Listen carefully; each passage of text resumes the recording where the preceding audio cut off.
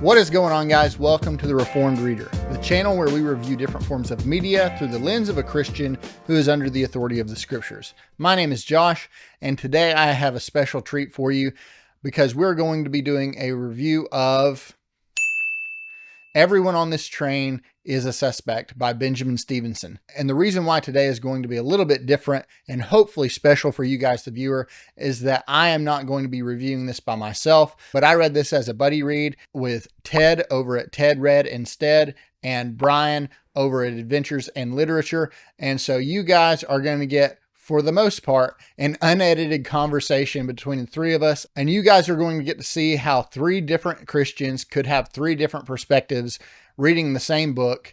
And we're going to go over my usual good, bad, and ugly. We're going to talk about the things we liked, the things that we didn't like, and some things that might hold some Christians back. And there's a few surprises in here. So if you guys are interested, stick around. I hope you guys enjoy the video, and make sure you guys follow these channels because they are good Christian brothers who love the Lord. So without any further ado, here is our review of Everyone on This Train is a Suspect. What is going on, guys? Welcome back. I'm joined today with two of my Christian brothers, Ted from Ted Read Instead and Brian over at Adventures in Literature. Thank you guys so much for coming on. Ted had set up a buddy read for us with the book Everyone on the Train is a Suspect by Benjamin Stevenson. Am I getting that right? Okay. Just as a quick little background, if for those of you that may know me and don't know Ted or Brian or some variation therein, the three of us, we have a few things in common. We're all in the same time zone. I think we have the same haircut, so, yeah. and we all love the Lord, right? And that's we all have beards. That is true. There you go. Facial hair. We have more similarities than we thought. There you go. But the most important is that we're brothers in Christ. We all love the Lord, and it is our desire to seek Him in all that we do, and hopefully bring honor to Him, even in something as seemingly meaningless as reading books. But even in this, we know that we are to glorify Him in whatever we do. So I have subjected them to my rating system. So for those of you who are new, I normally break my reviews down with the good, the bad, and the ugly. The good being the things we liked, the bad being some things that maybe didn't work for us. This is stylistic choices and those types of things. And then we go over the ugly, which is some sin that might be steeped into the work that could hold a Christian back from picking it up. And then we kind of dive into those things. So let's start with the good. Ted, do you want to kick us off? What were some of the things in this book that you enjoyed? Sure. So this is the second book by Mr. Stevenson that I read. I read his first book, which was Everyone in My Family Has Killed Someone, I think. And I very much enjoyed it. It was different in that it's very meta, in that the author is talking to you and he's sort of poking fun at the fact, it is a first person, both books are first person, and he's sort of poking fun at the fact of mysteries in general and writing mysteries. And in fact, the character that he's speaking as is a person who writes books to help people write mysteries. And so he sort of guides us through what makes a good mystery. And of course, he finds himself in a mystery. But so one of the main things I enjoyed about both books right off the bat was the meta element, was that he jokes with us, he makes fun with us, and he talks with us very conversationally. And I enjoyed that part. That was the main thing I enjoyed about both books. I was gonna say the similar. I'm a big mystery fan, so it's nice to kind of have that different perspective. And like Ted said, you get like that little zoom out moment of him as he tells a story, and more or less there's parts where at the very beginning, what's it referred to as the storyteller is a ghost or is already dead, and he's not going to do that because that's a bad way to tell a mystery. So that was just a bit refreshing, a bit enjoyable.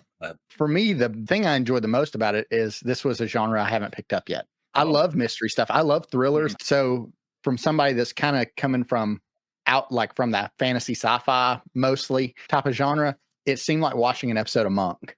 and I love Monk. You know, it's that same kind of feeling, except for you lose the quirky mannerisms of Adrian, and now you have like you almost took Mark Watney from The Martian and put him in in this book. He's trying to solve murders because he's quippy, and so that was super refreshing to me. It's like, oh man, I forgot how much I just love a good mystery story. And so it seemed like watching Monk or Psych or some of those, and he didn't take himself seriously. Yeah, that was to me the most fun. I was like, oh, okay, so he's laying this out for us. Like, I'm not gonna lie to you guys, I'm actually a credible narrator. It was a heavy, I mean, it's a murder mystery, obviously, but it's a heavy topic. But he approached it with such levity that like this could be an excellent movie. Like a fantastic movie. I don't know if it'd be a full series, but you could definitely expound on that some. But yeah, I was like, man, this should be passed to somebody with a screenplay. Well, and they actually, for the first book, I believe HBO has a series called Everyone Might. So they made a series out of it, and I think probably because of that, I could just picture in my head him, the voiceover of him talking to it. But yeah, it was definitely. I mean, even though it was a mystery, I mean, and there was murder involved, it was still enjoyable, and he was a likable character. Yeah, I love that because he's speaking to us in retrospect, and we can see some of these things. But he's like when he had sort of that moral quandary with his girlfriend about near the beginnings, like, should I investigate or should I stay here and be in the moment because this is what we're here for? And he said something to the effect of, now what I should have done was I should have stayed, and I should have stayed. Yeah. But so I went and checked out what was going on. So it seemed real. Yeah, it seemed real, and I super appreciated that. It seemed lived in. That's the best way that I think I can. It seemed true. Relatable. Yeah. Yes. Those movies where it says, "Yeah, that's me." You're probably wondering how I got myself in this situation. Right. So I thought it was super fun. So any other big highlights? I think I'm big. If people watch my channel, they know I'm very big on character over plot every time. And so I really enjoyed seeing Ernie going from growing as a character, and especially since I had read the first book, I've seen him growing from the beginning of the first book. So it was like seeing, just hanging out with an old friend on a train. And seeing him grow, seeing the conflict, I think the author does a very good job with his character arcs.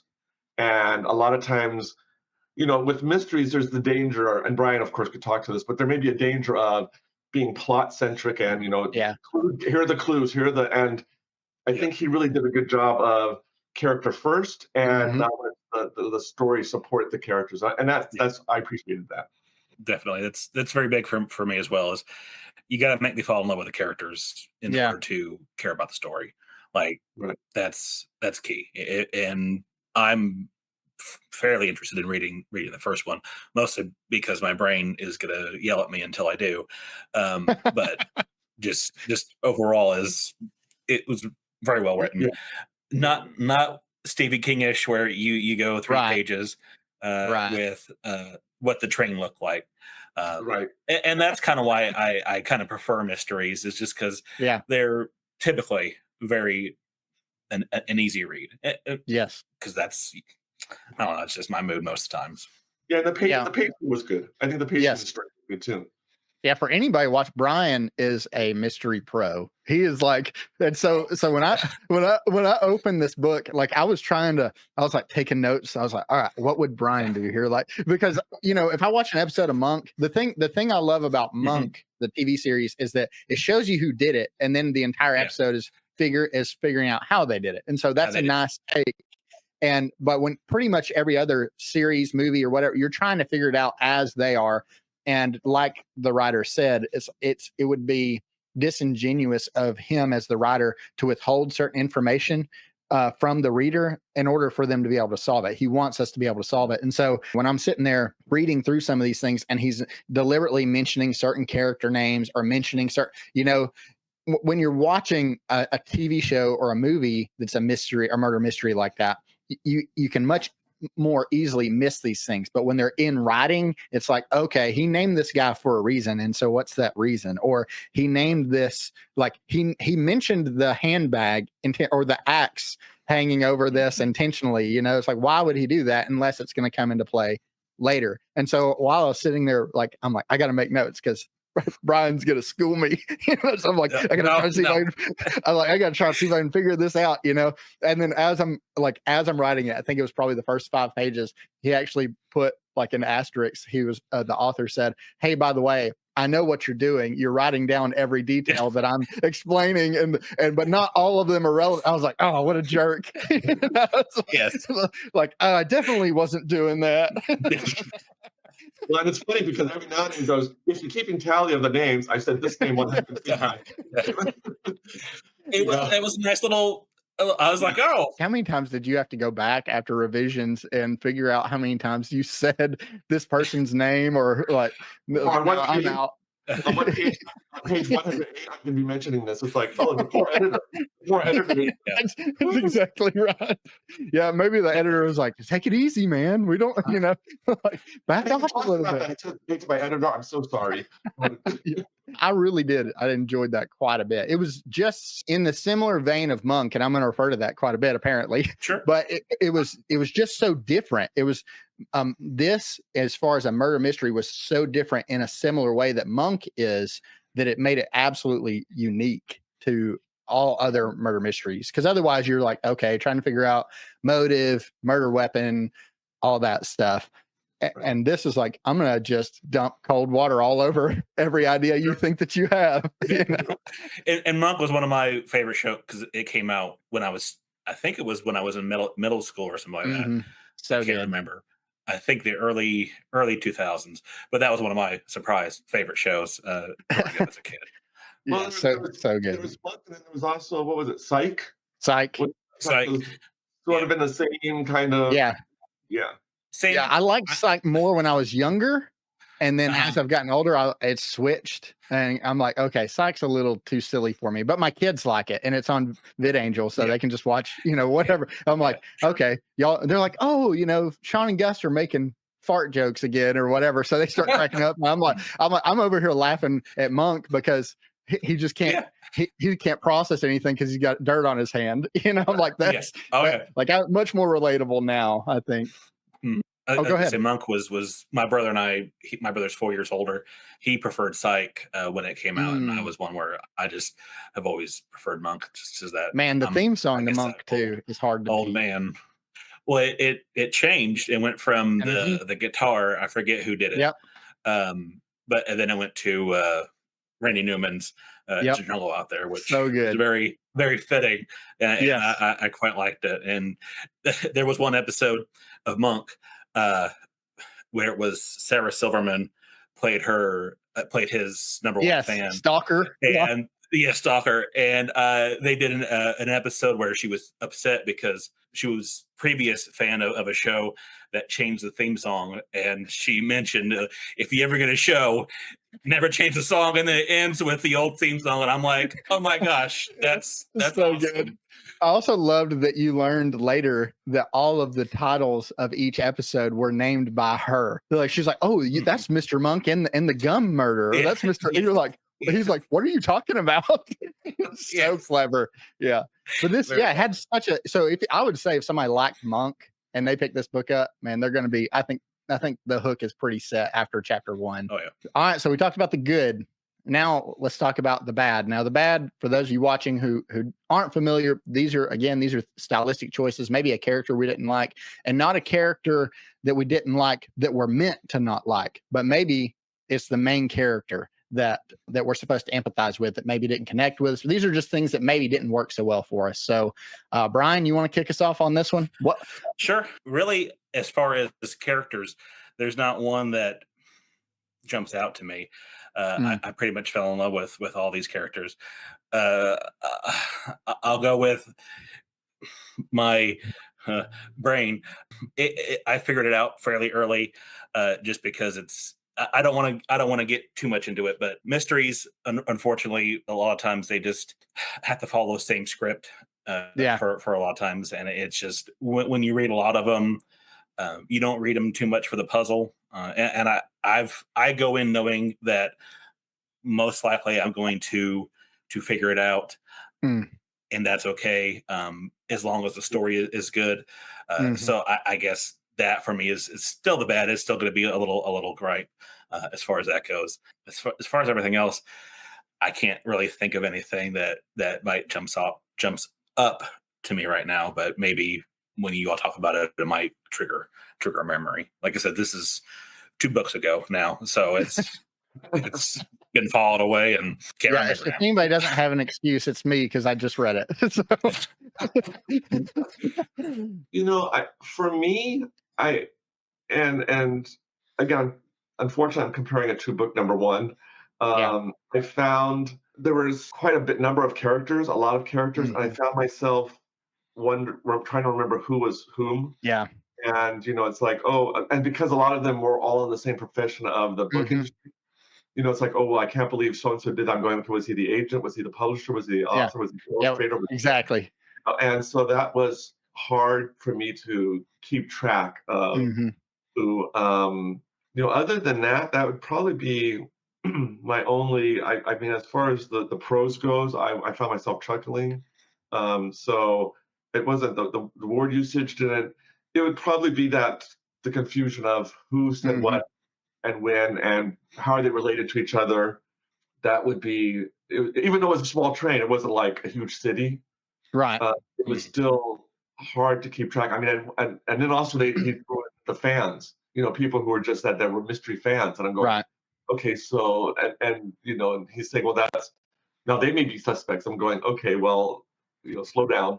And then, and then there was one scene where, the victim was in his room and Ernie goes up and he overhears something with another person who I can't remember the guy's name, and they're hearing something, and I'm going, okay, so did he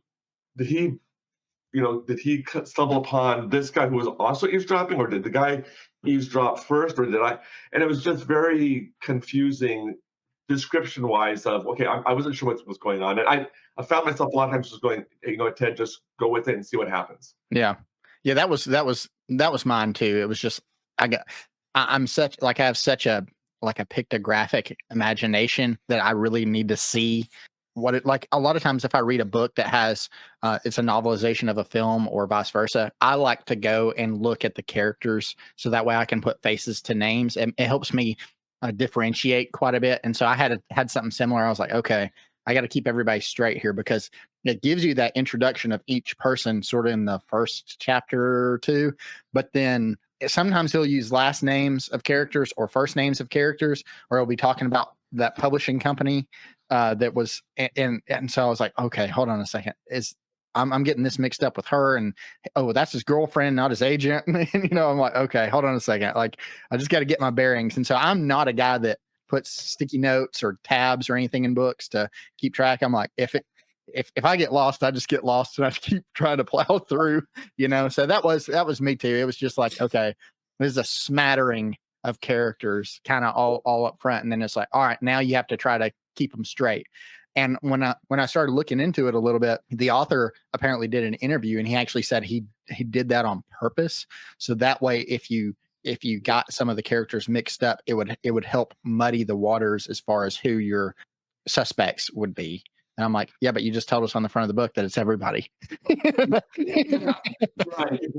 Well, yeah, and I think because for me, other than Ernie and I think his girlfriend, yeah, the characters' personalities were very similar. Yes. Yeah, when someone made a quote, I'm going, well, you need to tell me who said that quote, because it could have been, what was his name, Wolfman, or whatever it was like. It's like, okay, I'm not sure. Is he a jerk? Well, yeah, he's a jerk, but so is he, and so is he, and so other than Ernie, I think, and his girlfriend, they were really the two most likable for me. Yeah. And probably done unintentionally. But yeah, so anyway, that to answer your question, I think for me was the vagueness of the characters. Well, that leads us into the section that I call the ugly, which is, again, this is what could be some sin that is steeped into the work that might hold a Christian back. And for those watching, I break this down into 5 categories. And so let's just start with the first one. And we rate these out of 10, 10 being the most severe. You can rate it a 0, by the way. I had a bunch of people who were like, you already are messing with your own system. I'm like, yeah, but if there's nothing in there, I'm not going to give it a 1. I'm going to give it a big fat 0, you know? So we rate it out of 10. And so the category number 1 is going to be violence and brutality. I mean, it is a murder mystery, so exactly. There's going to be brutality by the director. Yeah. I think of with violence, brutality, I think of how gory something is, how visually descriptive, you know. And so I would probably rate this, from my memory, probably a 3 or 4. Yeah. Because there were death scenes. I don't remember. He sort of glazed. A lot of times they were in another room behind the scenes. They would stumble upon the body, and he says, "Oh yeah, there's blood." And for me, that's pretty mild, especially for the murder mystery. Now, if it was a fairy tale, that may be a whole different thing. But this is a murder mystery, so based on the context of murder, I probably would say a 3 or 4. About the same. About 5, probably. Yeah. The death scene, I'll just say that maybe like the main death scene, I guess is how I should word it. Like it got a little descriptive at times, but it was necessary. Again, it was you're reading a murder mystery book, so if you don't want violence or brutality, you know, I guess go watch Teletubbies or something. You know? Fingerprint blood on the cover. Yeah. So I mean, exactly. Yeah. I definitely wouldn't say it's anything, at least that I would think would hold somebody back from picking it up. I actually think it would be, you know, if I'm going to make those comparisons to Monk, I'll also say that I don't think it's as brutal as an episode of Monk. Monk got, you know, there were some episodes of Monk that got pretty harsh, and this was very mild in comparison. For Josh's scale, from that, I would say how much blood, I guess, was shown, and how much, you know, was there disembowelment, was there that type of thing? You know, that is my rubric is, okay, well, that's how I go by. Is it, do they walk into a bloodbath, or do they walk and see someone's head being, you know, bludgeoned? It's I mean, or basically, if I walked in there, would I run around, or would I just go, oh, this is horrible? It's how I would react. Exactly. Yeah, that's the thing about it's completely subjective. If somebody said, "Oh, I love the new rating system because it's more objective," I'm like, no, it's still completely subjective. like because this is how I would rate it. Like I wouldn't rate that. I'd probably rate it like a 3 or 4. Probably at its peak a 4, maybe 5, but for the most part, it's like a 2. Yeah, so I'd say pretty mild. So let's go to the next category, which is sexually explicit content. I mean, there's a couple things. I don't know if that's more like dark themes or not. There wasn't really any unnecessary scenes per se between the boyfriend girlfriend. I would say probably like a 3. If that. And that's just because of a scene that to talk about it later. And I guess I'd rate that more on the dark theme side. Yeah, there was kind some of a warning of something happening. Right. Yeah, there was coming back to that discussion that was overheard, you know, later on. I think it was the next day when our main character was talking with the individual he met in the hallway, and there was like allusions to some sort of you know, adult behavior taking place, but it was just like it's just an accusation, and it wasn't even, I don't think it was even graphic. I think I'd give it probably the same. I'd probably give it like a 3. Yeah, from my memory, again, I would compare this to myself. It's like 10 is something I would be comfortable talking with like a buddy about. 1 is someone I talked to my grandmother or my pastor about. And based on that, I probably would give this a 2 or 3 because again, they're adults in the train.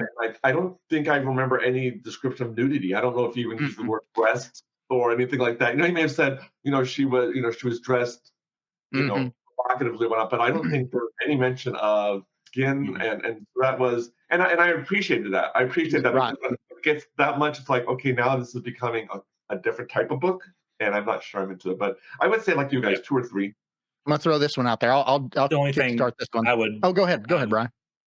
I was gonna say the only thing I would warn about is just for some people who want to maybe guard against it is there is the 2 main characters, or at least the main character and his girlfriend. Of course, they're not married. They don't necessarily sleep in the same bed, but they do share a room and the car. I think it's a bunk bed, if I remember correctly. And I also appreciate it. It's problematic for some people. Yeah, I took notice that it said, because I wasn't like really watching for it, but I did pay attention when they went to bed that they went to sleep in separate bunks. And that could have been for for numerous reasons, but nothing took place. So yeah. Good call out there. Yes. So our third category is language. I'll kick this one off. I would put language probably about a 4 because there was some, but I don't think it was severe. There were some times where the language it got more severe. There was a couple characters that said some inflammatory things and got some of the other characters riled up, which obviously they got the response that you would expect out of some of these characters. But for the most part, there wasn't really. I mean, it's an adult book, and that, again, I'm trying to look at it in its context. It's like, this isn't a book that's written for children. This is a book that's written for adults. Now, if you want no language, I would say probably don't read this, because this has got a little bit, but again, most of them are what my kids refer to as pawpaw words. They're like when you stub your finger when you're trying to fix the car or something. It's like, but every once in a while the language would get a little more intense. And so I would probably say I'd probably throw it between a 4 and a 5 at its peak. But overall, I wasn't bothered by it, I guess I should say. If that's any kind of consolation. Yeah, from memory, I think there were a couple of times where, and I could be wrong, but where either Ernie or someone there did use the Lord's name in vain. I don't know if they said Jesus and for me, that's my standard. I mean, unless a book is peppered with F-bombs, unless the book is peppered with, the SH word, then I don't get bothered by that. In fact, my friends come over and I tell them, I said, but when they use God's name in vain, that's where it will shoot up to a 7 or 8, because I feel that that's unnecessary. In fact, one of my beefs, I'm sort of going off the subject here. One of my beefs is that in videos, on YouTube, they'll bleep out F-bombs. They'll bleep out, but if the comment says Jesus or GD, then they won't bleep it out because, well, that's not a swear word. And so that's kind of my beef. So, but based back on this book, I would probably give it maybe a 4 at most, probably, only because, again, that's what bothers me. And like Josh was saying, at least the author was using it in the heated moments. They were tense. It's when someone's just having coffee and they're tossing out, then it's like, well, okay, now it's gratuitous. And it's like, okay, they just witnessed the murder. Like, even me as a Christian, I may go, what the? And I may say that because you're being brought to something, but I don't think I would ever use God's name in vain. That's just because of my beliefs. But so based on the context, I would give it probably 4. About 4 or 5. That's I mean, like Ted said, for me, when I see an F-bomb or something like that, like I can just keep on trucking. But when I see a GD or capital J, capital C, it like someone puts the brakes in my brain, and it causes me to stumble because it goes against everything my brain wants to do. But I mean, it wasn't. I call it tasteful swearing. So it wasn't too graphic. I've tried to explain this to a friend of mine because he was talking about like how I'm kind of wishy-washy with language because, like, for instance, I mentioned that I DNF'd Dungeon Crawler Carl, which that's super hard to say. Please pick a different title. But I stumble over my words all the time trying to get that one out. But it was so gratuitous with the language that I just couldn't do it. I couldn't get past it. And anyway, I say that because he said, well, wanted to read it. yeah. And he was like, well, you'll watch this or maybe you'll be watching a YouTube video or you'll watch a, Joe Rogan podcast, depending on who the guest is or whatever. I'm like, I will say, like, while first of all, I'm full of inconsistencies, right? Like I'm definitely not the standard because I'm constantly gonna be a hypocrite about all kinds of things. Not saying that's okay. It's just as a flawed man, I'm going to be hypocritical in that way. But subjectively, when somebody is putting pen to paper, it's different because each word is very intentional. Each word is chosen specifically for a specific purpose. And I rarely think that an author is sitting down writing their book and they just blab words. I mean, they have to be intentional. They have to make sure that they're compartmentalizing things so that they're not like this book. If it was 500 pages, it probably wouldn't do as well. The pacing, so he's having to trim things down. So when an author throws certain things in there, unless he just has no editorial staff that's willing to call him, yeah, then I'm like, okay, so this is in there on purpose. So you chose to do, you thought about it, and then you were like, green light. Like, I have a harder time reading it than I do hearing it, depending on what it is. Sometimes like GD really blasphemy at all is a no-go for me.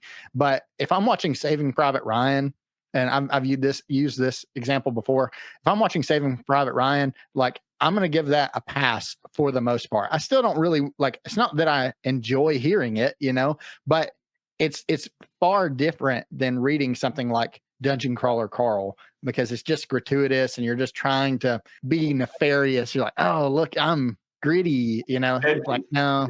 All right, so this brings us to category 4, gratuitous inclusions. Now, this is a pretty broad category. I tried to kind of make it as niche as possible, but this is like diversity and inclusion for the sake of diversity and inclusion. Doesn't really add anything to the story. It's kind of, it's the best way to say it. It's just like, it's nonsensical. It's like you just threw this in there so you could check a box for your publisher or for yourself, or your virtue signaling to a certain group or whatever.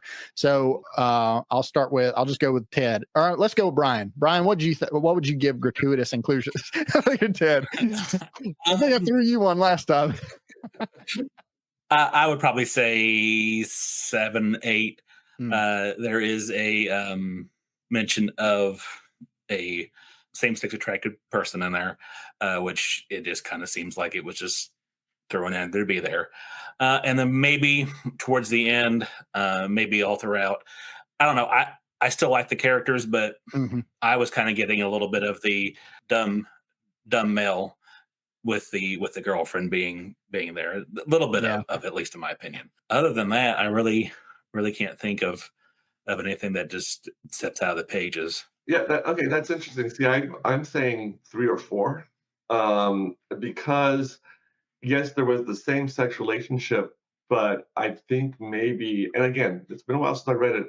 It may have gotten maybe 1 or 2 sentences of my husband or whatever, and if anything, I felt there could have been more diversity in the book. I felt, maybe this was because this, I think, takes place in Australia. Yeah. But I think, unless I'm wrong, all the characters were white. And so I don't remember him saying, he was an attractive black man, or she was attractive, and I thought, yeah. And again, maybe I also grew up in California, so I grew up with diversity around me. And so for me, it was like, there could have been a little bit more racial diversity. Yeah.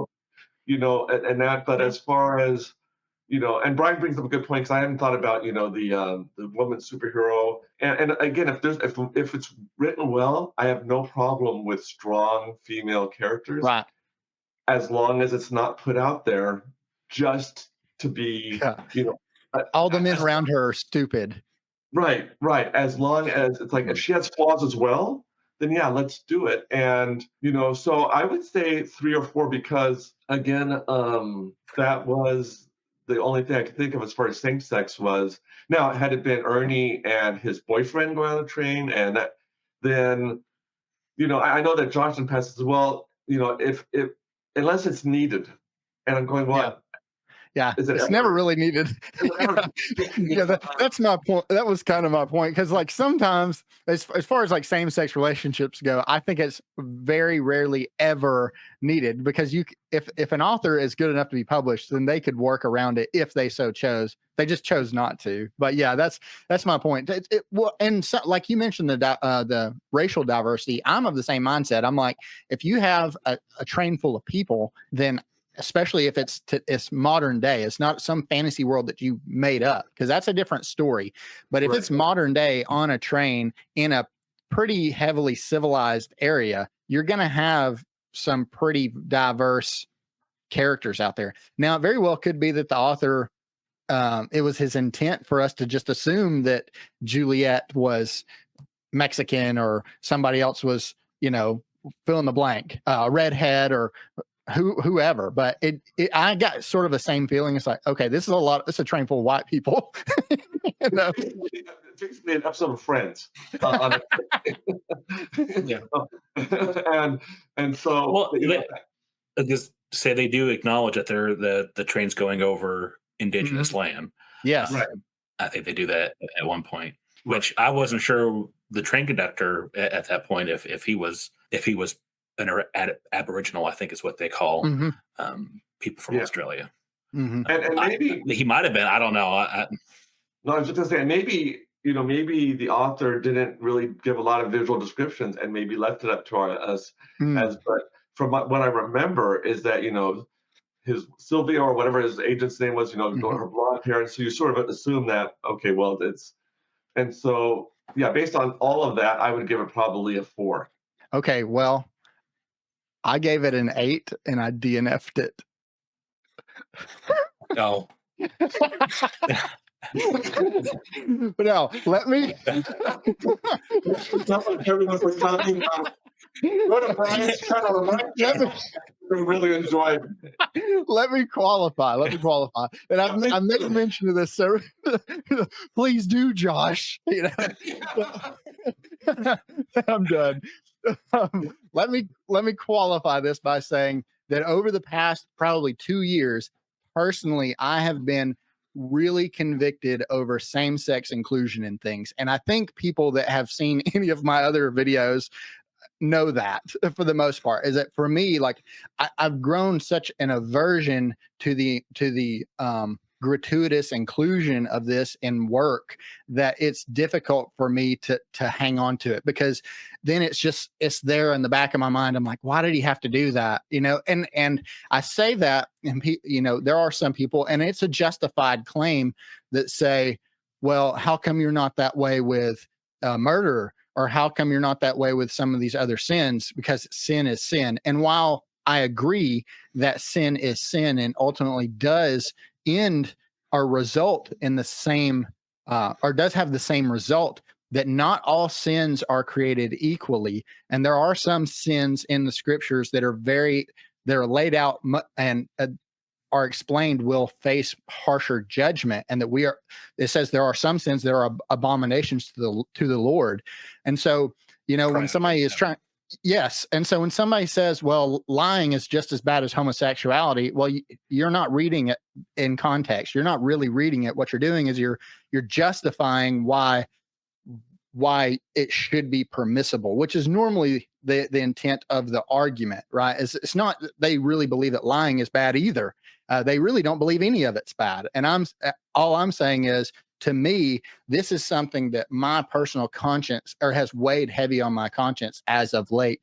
And I hope that as I'm going forward with any books, TV shows, that other things such as murder, like gratuitous murder, gratuitous language, gratuitous violence and brutality, that all these things are intensified in my convictions and in my spirit, and not diminished.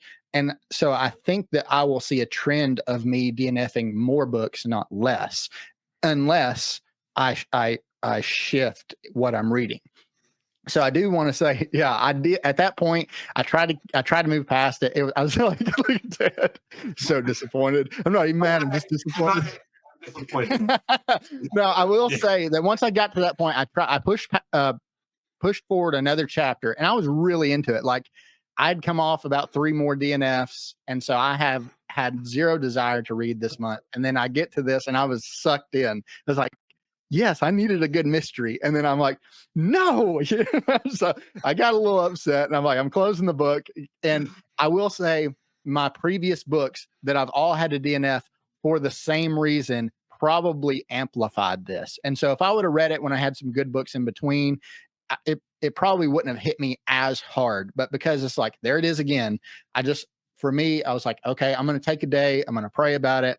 I'm going to see what I need to do. I'm just going to put it down. And then I caught myself not desiring to go back to it. So that's where I left it. However, I will say what this has done for me is that it has driven me to pick up mystery and thriller novels that I haven't, like, I had almost zero interest in before. I was like, well, if it's not sci-fi or fantasy, if I can't escape this world, I don't really want to read it, or a historical fiction book or something. But then when I started reading this, I'm like, man, I forgot how much I need a story, like just a good, quick, fun read. And like Brian, like you said, it's like, if I figure it out, so what? As long as I'm having a good time with it, it's, you watch an episode of Monk, what happens at the beginning. So why do you keep watching? Well, because you're watching for the journey and not just because I'm trying to figure out the puzzle. I can do that later. So yeah, I gave it an 8 because I got to that point, and for me, it hit me kind of heavier than I would have liked, and so I personally had to put it down. Now, let me clarify one more time. Does that mean that I'm saying that anybody that reads this book, I didn't mean to do the all head bob, but anybody that reads this book, I don't mean that myself. I need to make myself. I don't mean that anybody that reads this book and enjoys it shouldn't, because that's not the case. It's just for me personally. I personally just was like, I need to step away at this point. So, but otherwise, I didn't see hardly anything in there. And like you guys mentioned, I actually kind of wish there was a little bit more diversity in our cast, because I actually think it would have helped me keep track of everybody a little bit better too. Oh yeah, no, we're not. Good try. So I have a couple of questions. Okay. So I'd like to address. You mentioned about how some people say, well, murder and whatnot. Well, my argument to that is, if you read any book, there has to be conflict. Exactly. You look at biblical stories, and you look at what David did with Bathsheba's husband Uriah. He literally sent someone to die. So there is going to be, and to say, well, Christians should read none of that. Well, then there is no story. I mean, exactly. Yeah. Our Savior was killed.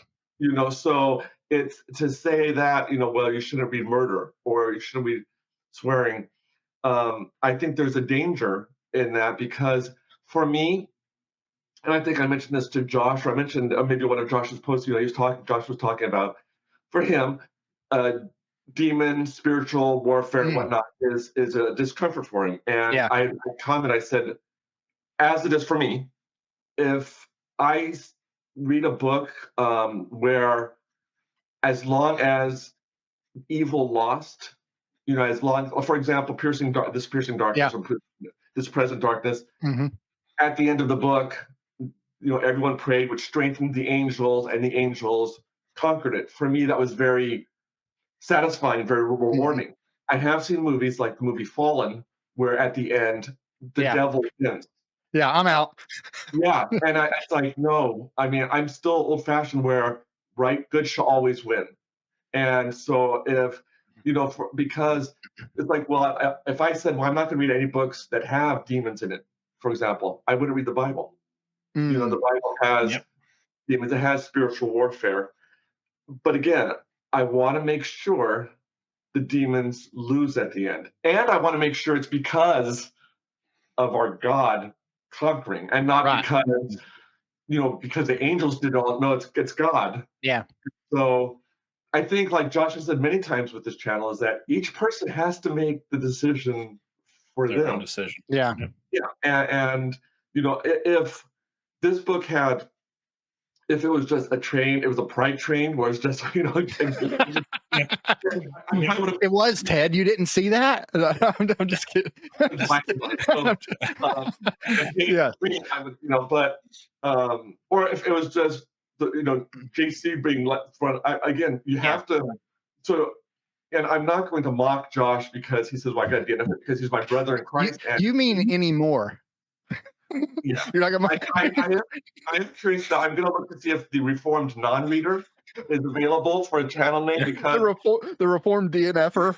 The DNF reader is. I'm going to see if that is available, because and I'll change mine to Ted Dinnermeat instead. It'll be great. So, but anyway, my point is that I have quite a question, Josh. Is that you gave it an 8? Yeah. What would it have taken to give it a 10? Ooh. They probably have to lean more heavily into that, because again, like Brian said, it was kind of just it was like maybe not even a paragraph, but for me at the time of me reading it, that's why I said it kind of amplified it. It probably, I think if an average person, let me rephrase. I think if an average Christian, somebody that's mature enough in their faith, picked this up, most people would most likely just blow past it. And that's perfectly fine for them to do.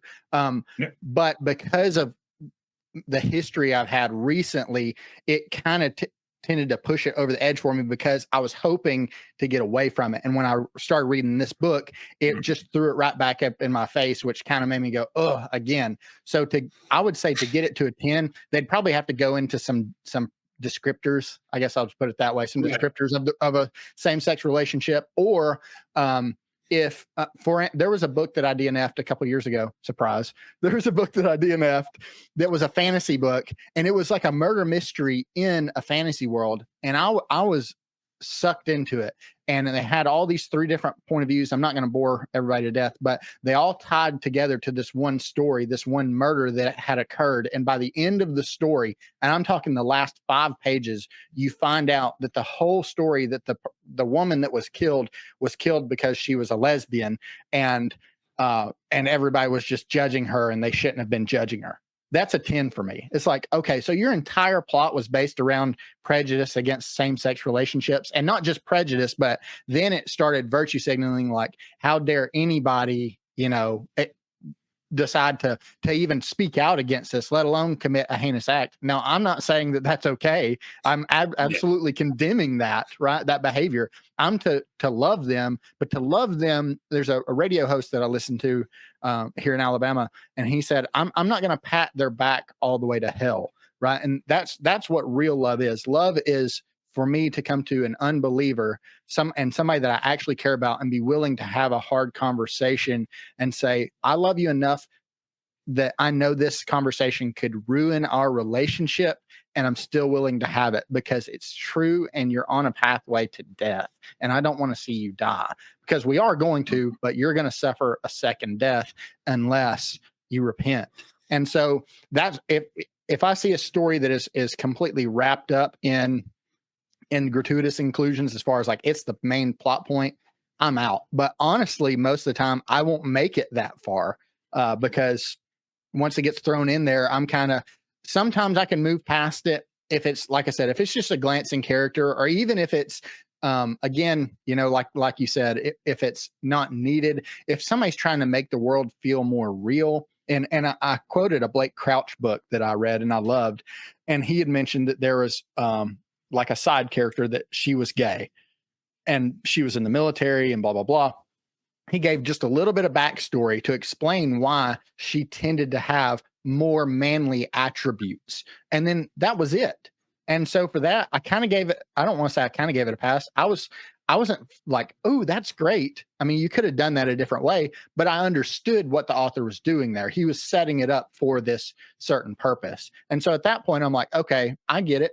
Like, don't agree with it, but it's permissible to me. But then when it starts going into, I hate that almost all of these same-sex inclusions, when they're trying to kind of, just get it in under the radar, it's always like, oh yeah, I've had a long-term relationship, my boyfriend, and then it'll just briefly mention it, and then it never mentions it again. I'm like, you could have just said my partner or my spouse or whatever, at any point you could have said that, and even alluded to it and not been explicit about it. But because you, as the author, whoever you are, chose to be explicit about it, then that means, a lot of people tell me like, well, Josh, you draw this line in the sand that I think is maybe a little bit too harsh. And I'm saying, while I might be doing, I very well could be doing that, or I could understand how you could see that that's what I'm doing. In the very same sense, that's what the author's doing, is that the author is saying, I'm going to draw a line here and say that this is going to be, a plot point, or I'm going to promote this, or maybe not even promote it, but I'm going to intentionally include this. And then so as the reader, I have to decide what I'm going to do with it. Right. As the author, he's done, his work is finished. And so now it's my job to figure out what I'm going to do with it. And it's not his job to tell me what to do with it. It's his job to just give us the information or the story. And then we have to kind of sift it out ourselves. And so that's why I got to that point. I was like, as soon as I say this, they're going to be like, I'm never reading a book with Josh again. From now on, we're reading Pilgrim's Progress and the Book of John. Well, I want to like just say like people are allowed to have what happened to people civilly disagreeing and right. Just saying that's just not something I want to read, and it's not that I hate you. It's not something I want to read, yeah. and I wouldn't Everybody say just likes me less now. Yeah.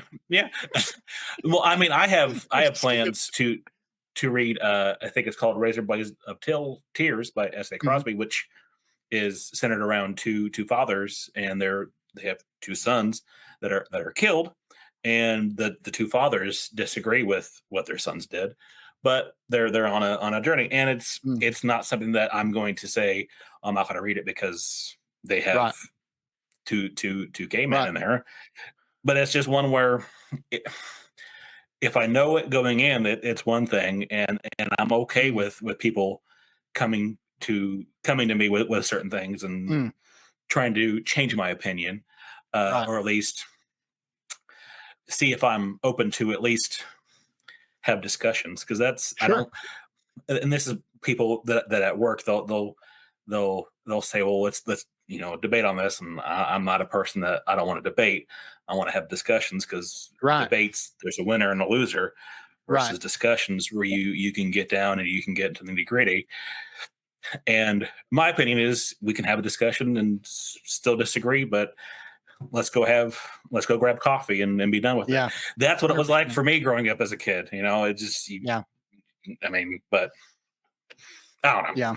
Yeah, 100%. I'm the same way. I'm like, I love Samwise. His channel is fantastic, but he and I have corresponded back and forth, and he takes just a different perspective or approach towards art. He's like, well, with it being art, I can kind of see it from a different light, and I'm like, that's awesome. And he goes, well, I figured you would kind of not just disagree, but you'd tell me I was wrong. I'm like, I'm not telling you it's wrong. Like, I'm just telling you what's wrong for me. And I have to go from there. So there are things in scripture that are explicitly listed as these are things that you should not be entertained by. These are things that we don't need to be a part of or included in, fill in the blank. But then there's a lot of that, what people want to call gray area. And I mean, every single sin that man can concoct is not explicitly stated in scripture, but the nature of it is. And so at that point, that's when the Lord has told us the Spirit that's dwelling within you will bring these things to remembrance and teach you all the things about myself. And so that way, that when those things come to remembrance, you'll be convicted by those things, to purge those things, to purify you, right? And it's all for your good and His glory. And that's the thing is we tend to forget. It's like, if God is deliberately working something out of our lives, or I mean, surgically removing it out of our lives, it's for our benefit, right? I mean, it's for our benefit that He does it, because there's nothing that we're going to do that's going to improve upon the Lord. So He's doing it because He loves us, but it's because it's painful to us. Our initial reaction is to be like, whoa, like I don't want to, and this is going to cause problems at work, or this is going to cause problems with my audience on YouTube, or whatever. This is going to cause problems with my family if I decide to take a stand here. And the Lord has been very clear about that, right? About it'll be mother against daughter and father against son. And I came to divide, but not to divide for the sake of division, but to purify my people. And so that's where I'm like, a Christian that's far more mature than I am, which that most of them are, but a Christian that's far more mature than I am can pick this book up and enjoy it. And I'm going to high five them. I'm not going to tell people you shouldn't read this book. I'm going to say, well, that's awesome. I'm glad you enjoyed it. And I enjoyed aspects of it, which is going to drive me to reading more books in the same genre, which is what I really enjoyed out of it. Right. I was just touching on what you said earlier about the people that hunted the woman because she was a lesbian, or they killed her. And I see that there's a trend, especially with mainstream, that if you look, you try to think back, and rarely do they depict homosexuals and a villain type thing. So, and I think it's because they don't want to get the backlash of it's usually the people that are same sex is when they're the victims or and usually the villains, especially in Stephen King books, are the religious, and not just the religious, but also the holier than thou, Bible thumping, and it just shows you the devil is at work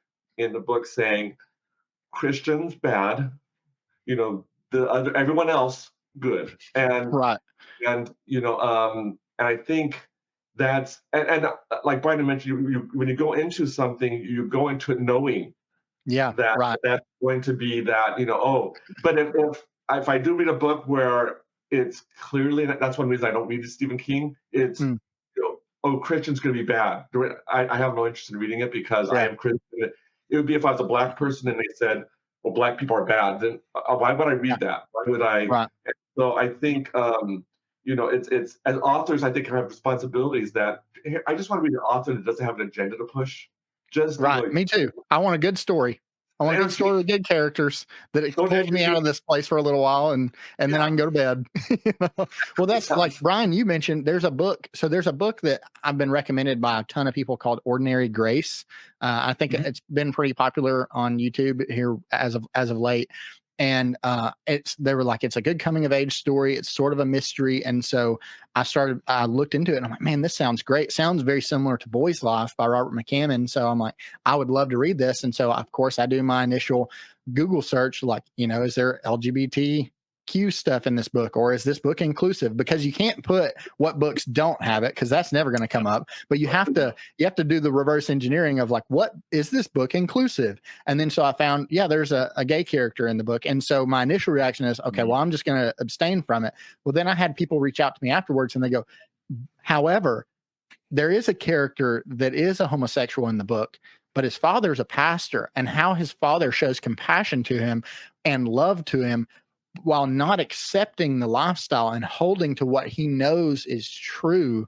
He's able to not just build the relationship with the son, but repair the relationship and actually be that father that comes alongside him and says, I know you're struggling with this. I struggle with things as well. Christ has already overcame. So come, and you and I was like, okay, well, that's a completely different story. And they're not going to tell you that in a synopsis either. They're just going to say, this book has a gay character in it, and so you should read it.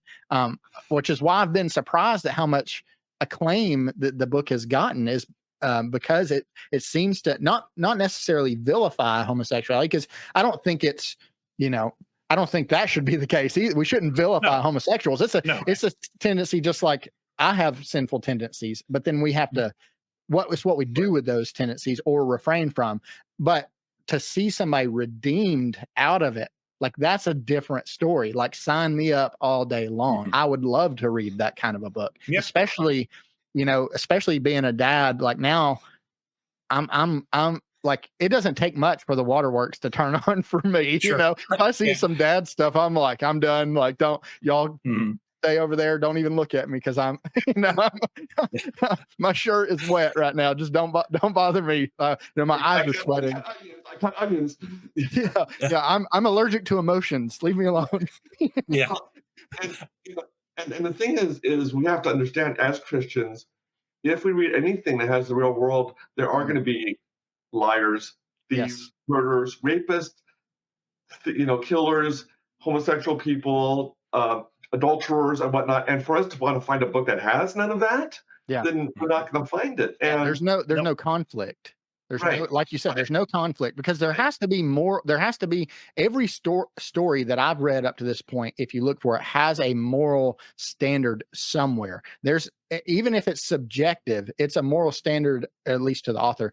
It's a moral standard that says this is good and this is bad, and we're going to show you why. We're going to show you a delineation, and hopefully, the good does overcome the bad. And I look at, like, some of my favorite villains, I've heard people say this, but they're like, well, some of my favorite villains are the villains that you can sympathize with, like Thanos in the Marvel movies. I'm like, he was a great villain because he truly believed what he was doing was good.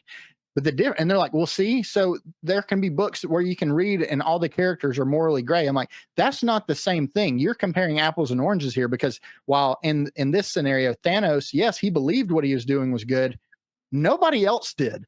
Everybody else knew that what he was doing, this genocide he was committing, was horrible, but he believed it was good. That's where I like that kind of a villain, where he believes he has sold or bought into the lie that he's told himself or somebody else has, or like the Sith in Star Wars. It's the same kind of thing. They've bought into the lie that, oh, we're the morally upright. But then you as the audience understand what is actually upright. And so when they try to blur those lines, that's where I tend to kind of back up and go, maybe I should, I'm not a morally gray guy. That's why I don't like reading. People have mentioned Joe Abercrombie, and a lot of some people said like Stephen King's got a lot of morally gray stuff in it. I'm like, I don't want morally gray. I want a good guy and I want a bad guy, and I want the good guy to beat the bad guy at the end. That's what I want. I don't care. Like, how horrible would it have been if we would have read this book and we get to the end and the murderer got away and he killed everybody on the train? It's like, well, I just wasted my time. It's like, that book stunk. Yeah. What did I just watch an M. Night Shyamalan movie? What happened? Yes. The good thing is, Josh, you didn't have to worry about that because you didn't finish the book. So you have no idea who kill it. So like I said, if it would have caught me at a different time, I probably would have been fine. But if it helped, I've been part of 2 more buddy reads, and I've DNF'd both the books. One guy was just like, dude, we're not even doing it. I'm like, well, it will be good conversation. He's like, I don't want to have that conversation with you. Okay, that's fine. I understand. But at the same time, like that's why if anybody ever clicks on any video I've made, it's because of that. It's because of that reason. It's not because I'm giving anybody information they don't have. It's not because I'm doing anything. And I would say the same thing with all 3 of us. All 3 of us could review the same book.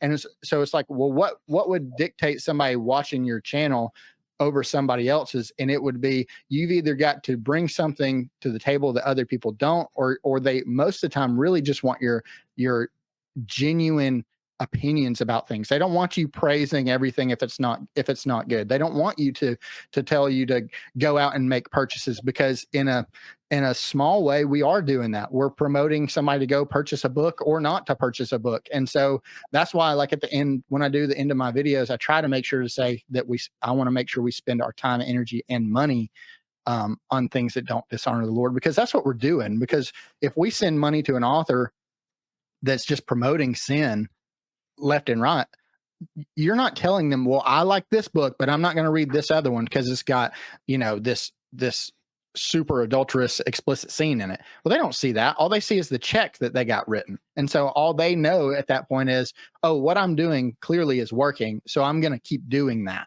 And, I hate to just dunk on Disney here, but that's essentially what Disney got to at that point. It's like, they're just, well, people are writing us checks, so clearly what we're doing is good. And the only way to show them that there's any opposition to their stances, whether they be political, moral, or whatever, is to withhold from your pocketbook. And that's difficult for people to do because, if you've got kids or you want to take your kids to Disney World, are you saying you're not going to take your kids to Disney World? You saying you're not going to watch Disney movies? Are you saying you're not going to watch ESPN or Hulu or all these other things? And yeah, that's what it means. And they're like, well, that's almost impossible. Let me tell you, it's difficult. We love that stuff. We loved it. And now we have to draw a line. And so when we're promoting books, which is what we're doing when we do reviews, when we're promoting books, we're telling people like, hey, this is worth your time, and this is worth your money, and this is worth your attention. And so I think for especially the 3 of us, with us being Christians that love the Lord, that's why they come to us, is because they for some reason, as far as with me, I know why with you guys, but for some reason they've given us some credibility. And they say, well, I trust Ted. I trust Brian. I trust them to tell me not just the truth, but maybe to warn me, or maybe to just have a conversation with me, or have a cup of coffee with me, through the internet or whatever. And so that's why I think more than anything, if I would have said, I'm going to plow through this book, even though I think it probably would have been worse for me personally, but then also I think it would have come across as maybe less than genuine. So that's why I was just like, I don't keep that in mind. I'm not like, oh, what are the, what's the YouTube people going to think? Like, I do care. I don't want it to seem like I don't care, because I do care. You should care what people think to an extent. But at some point I just go, well, I don't really care, because am I going to be, I mentioned this with both of you guys, am I going to be proud of my son picking this book up and opening it and reading it? Or Ted, you gave that other good litmus test, which was, how would Christ react if I read this to him aloud? And so I was like, okay, at this point, just for me, not for everybody. And I try to make sure to push that. It's like, this is just for me. It was just time for me to back up and punt, and I'll go pick up another book, maybe even buy him. I don't know yet. We'll see, but I will at least be looking for something similar, because I enjoyed the first half of the book so much. And so it was crushing when I got to that point.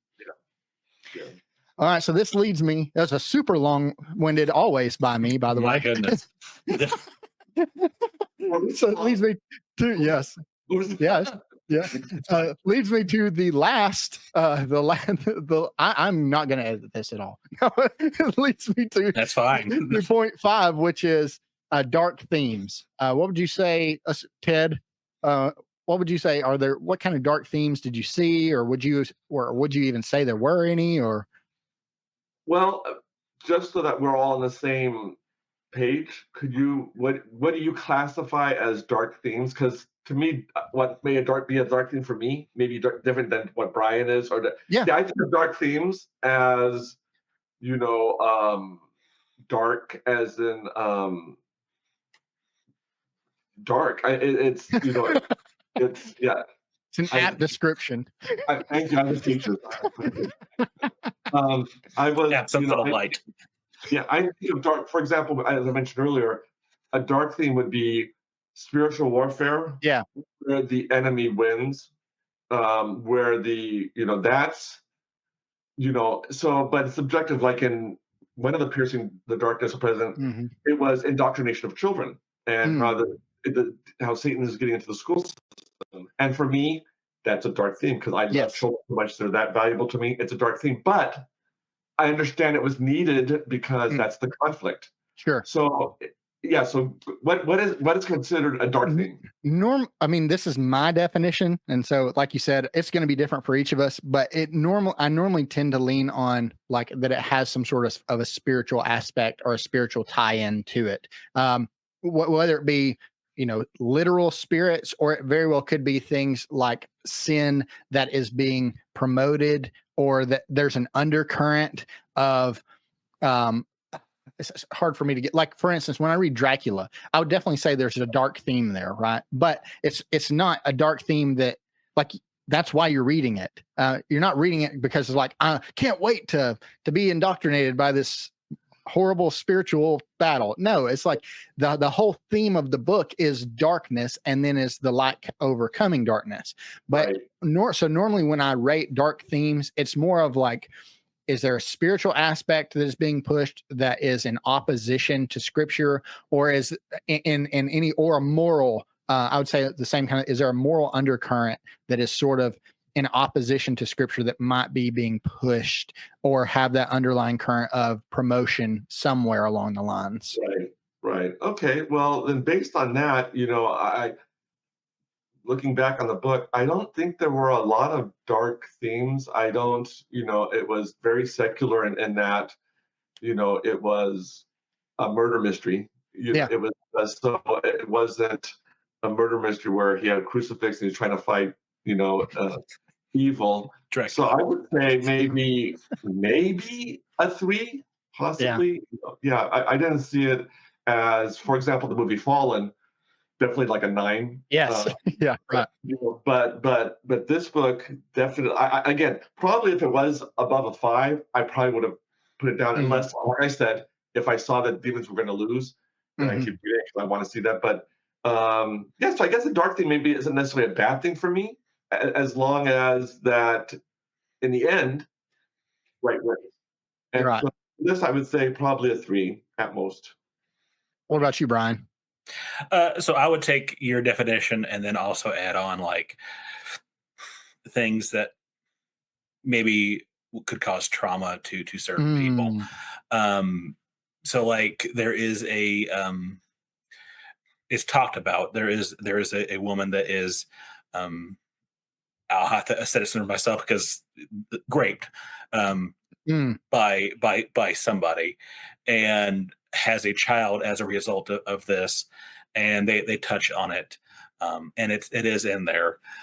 So for people who have that with that said, either trauma or something that experience it that they just can't read it, just read it at all because the mention of it could trigger a trauma. And that would be a dark thing to me. Yeah, that's excellent description. It was just one of those aspects that is in there. But other than that explicit one, I can't think of anything else. So I would still say a 3 with a asterisk warning of unconsensual content. Yeah, that really is. That's a great description. It is still really subjective because most of the time, somebody else at my job, they asked me something similar, like, what would you consider a dark theme? And I'm like, man, it's kind of hard to pin down. Really, it's when I'm reading a book and I kind of get that ick feeling, or when and that's after I close the book. Like if I get done reading it and I close it and I kind of feel dirty or gross, or there's something that's looming in the back of my mind that maybe shouldn't be there, then, so it's like, it's kind of hard for me to pin down. I can just tell you whether or not I thought there were some or not. And that's the best. That's the best way that I can explain it. And I'm similar with you. Like I tend to, when I do my ratings, I tend to lean on the side of caution. Like I would rather give it a higher score than a lower for somebody else that's watching, because if they watch it and I gave it a 4, but they gave it an 8, then I'm like, okay, well, that's not just a miss. Like that's a real big miss. And now I've encouraged somebody to pick something up that is now a detriment to them. And then what does that do to my credibility as well? And so, I'm with you. I would definitely think, because after I didn't finish the book, I did go online because I loved the story. I did go online and I read a synopsis of it and wanted to finish it up. And so I'd kind of fall in that same category, somewhere between 3 or 4, depending on how you rate it. If you rate it at its most severe point, then it'd be pretty high. But if you rated it at its least severe point, then it would be a 0, And so there's got to be some common ground in there somewhere. So overall, I'd say, similar 3 or a 4. Mm-hmm. And so here's my big question, and this is tends to be the one that most people come to, is I forgot about one of them. Yeah, sorry. And this is kind of spoilerish. There is a couple that unalives, or at least attempts to unalive themselves. So just as a general warning, so people are aware of that aspect. Yeah. Good catch. I would have missed it. Good catch. It just re-popped back in my head. So it happened after you DNF'd it. It's fine. It is. I read about it, just not in the book. Well, and I was like, how do I say this without spoiling anything? And it's like, it's really, it has to be spoiler, but I mean, this just you have to be said. Well, you didn't mention which characters. I didn't. I tried to keep it as. I didn't say when it happens, of course. Right. We know it didn't happen. So, Brian, would you recommend this to another Christian? I would recommend it to them, but I would also forewarn them of the things. Just a FYI, you might not want to read this. And the people I work with, I talk about books, but they're non-readers, but it's 2 ladies, and they're both Baptists. So it gets into that. I don't know if the Baptists would like it or not. So they don't like anything. I'll help you out. And that's what one of them says is you don't go to the alcohol store in town. You go to the one just across the county line. That way, no one sees you. That's right. That's exactly right. Ted, what about you? Would you recommend this to another Christian? I would. Yes. Yeah, I would say, surprisingly, I probably would too, depending on who it is. Like I said, and that's the first time I think I've ever said that I would recommend something that I had to DNF. It's just because it just depends. Like I'd have to have some pretty, I'd have to have a good relationship with the person to understand what sort of their triggers or their aversions were, whether or not to say this. Because if somebody is like, hey, I've read, like my friend Dustin over at Preacher Reads, he loves Stephen King. I'm averse to Stephen King. That's just personal. And so I'm like, you would probably love this book. I mean, it's funny. It's a good murder mystery. It's super quick paced. The characters are good. There was just a point where I couldn't get past, and you might absolutely love it.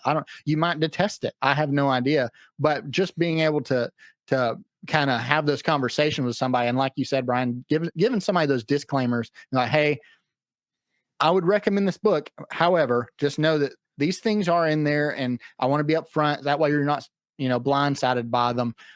Just be forewarned, because if you get to that point, don't come to me upset because I told you it was in there, Yes. So yeah, I would too. It just depends. It just depends on who it is. I don't think I'd recommend it to everybody. But I don't think I would recommend any book to everybody other than one. Right. Yeah. And that's and yeah, that's exactly right. And that book is going to have more aversion to it than any other book that I mentioned. So it already has. Yep. So yeah.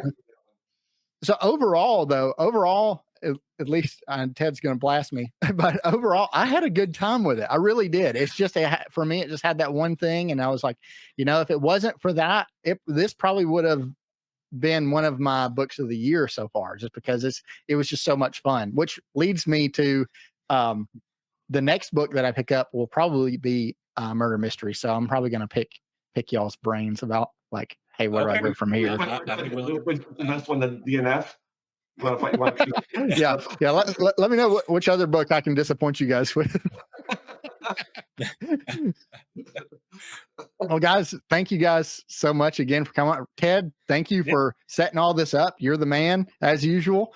Guys, if you guys have not checked out their channels, there's something wrong with you, make sure you do it. I will have them linked down in the description below. These guys are a blast. I absolutely love their content, but more than anything, I love them as individuals. These are good, godly men who not only love other believers, but they just have a genuine heart for people. And they also love to read. And so really, what more could you ask for as far as a brotherhood here through the internet? It's like these guys have become not just internet friends. These are true friends of mine and true brothers that I can share burdens with, and vice versa, and that we can go to the throne of grace on our knees for each other. And so, man, that's like irreplaceable to me. So I absolutely love these guys. I can't promote them enough. They are fantastic. Please go check them out. Not only support them, but tell them how much you love that they copied my haircut. Hey, I started going bald at 18, so I think that you all copied me. So guys, thank you again so much for watching. Please make sure you subscribe to their channels, like this video if you got something out of it, but most of all, share these videos to your Christian brothers and sisters, because all three of us want to be a good resource for our other brothers and sisters, so that we are spending our time, our energy, and our money on things more wisely, and that we are being better stewards with what God has given us. So thank you guys again. Love you guys.